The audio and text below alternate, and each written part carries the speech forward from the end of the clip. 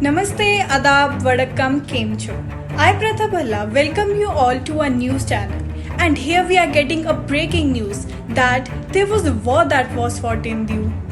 Wait, where are you going? Don't worry, it was fought in the 16th century. To be precise, on 3rd February 1509 in the Arabian Sea in the parts of DIU. It was fought between Portuguese Empire and a joint fleet of Sultan Gujarat. For more information about this war, just stay tuned with us and you will be just shifted to the podcast with our experts.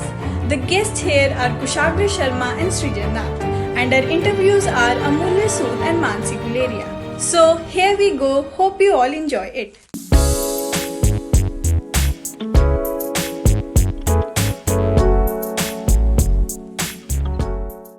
So, starting with the main topic, that is the Battle of DIU. Here we go. So, Kushagra, first I want to ask you that was it fought on land? And if not, then where was it fought? So, Mulya, Yeah. that's a quite interesting question to ask. Oh, thank you. Actually, as we have gradually seen or heard of the strategies applied by Portuguese army, Yeah. generally that they conquer land by invasion. Yes. But this time they went through a different strategy, Oh, that is by water. So oh, definitely it was a naval war. that's a very different strategy of fighting. As you mentioned, we have studied that Portuguese Empire generally go by land acquisition and then rule that place. So probably the naval war was quite a different strategy for them. So I am curious to know that why it is one of the most important battle in the history. That's an important question to ask. So I would like to answer this question. The Battle of Okay. DIU is considered one of the most important battle in the history, as it marked the beginning of Western European dominance in the Indian Ocean. There's a book Okay. of the author William Weir.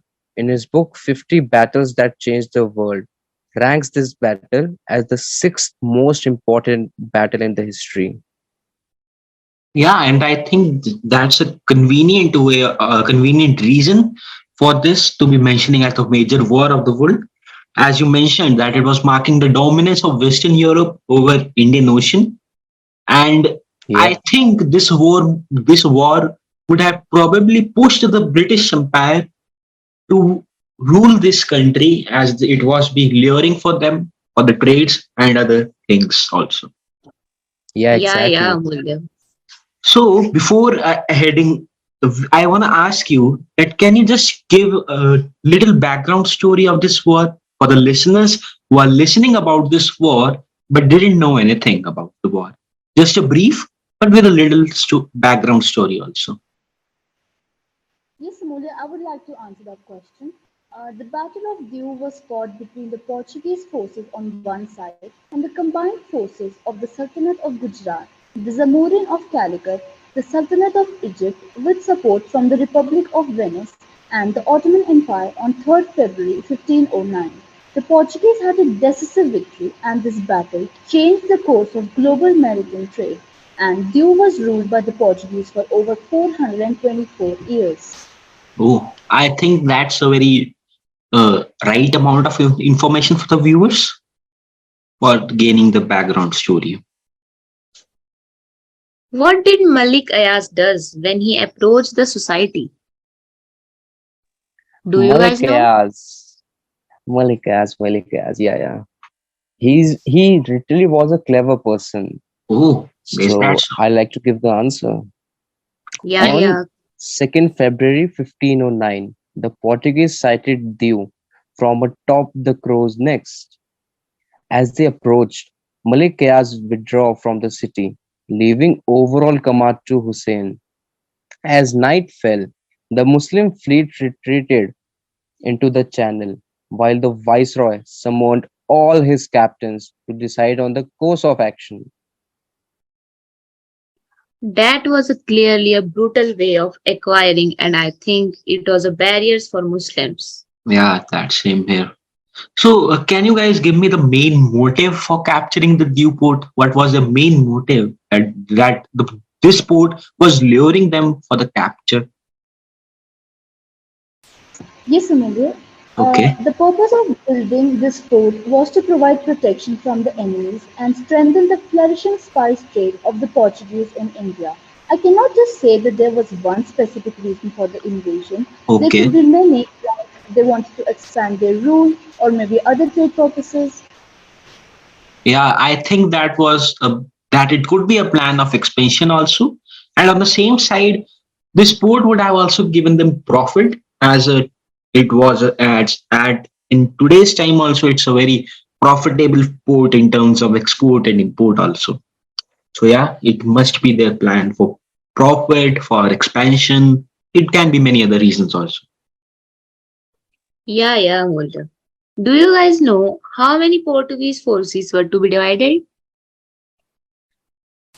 Mansi, can I tell about this? Yeah, sure, Season. So, not many people know about this. So, the Portuguese forces were to be divided in four.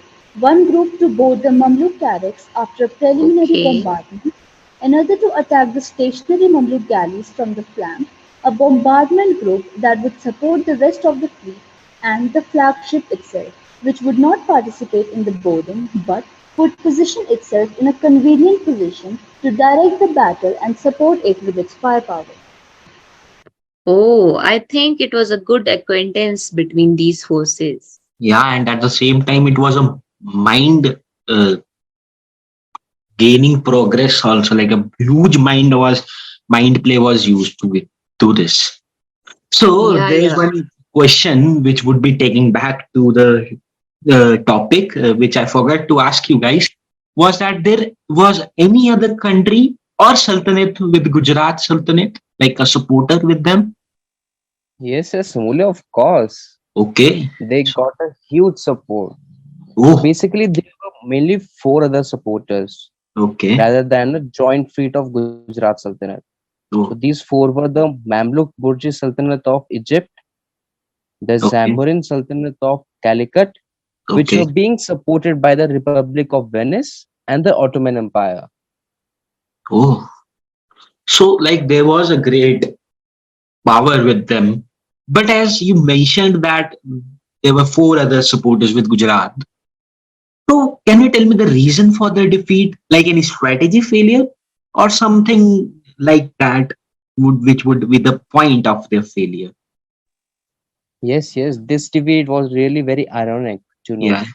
But then also, even though the Portuguese were outnumbered, they Okay. had more cannons and gunners in compared to the Mamluk Gujarat Calicut fleet. And that's Okay. the reason they had a resounding victory. So the basically you are saying the Gujarat Sultanate and the whole all the supporters were lacking the artifacts and the gunners on the same time. So Yes, that of would be the course. main reason. Okay. So now, at which time the royal banner was hosted in the battle? Mansi, I would say at about 12 o'clock. Oh, it was a mid-time.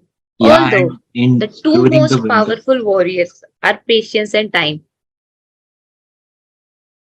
So my next question is like this Portuguese were disturbing others trade also by trading spices to Europe. Yes, Amulya, they were. In modern terms, I would say that Portuguese were a menace in terms of trade. The Okay. Portuguese had more or less established a monopoly on the spice trade in Europe, but their dominance in Asia was short-lived.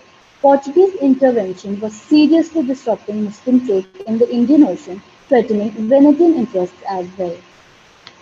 Okay. So the main point is the community which was getting disturbed was the Muslim community as per the trades. As we also know that in Muslim countries there are a lot of spices used, but the Portuguese were disturbing their trade. Okay, that's a quite a different strategy of trading also.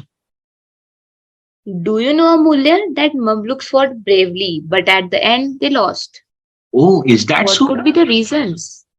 I think I don't know. I probably Anybody don't. from you? Actually, I also don't know. I think so. Sujin, do you know the answer? Yes, Kushagra, I know. Mamluks fought bravely till the very end, but they lost due to the strong naval force of Portuguese, which they had never seen before.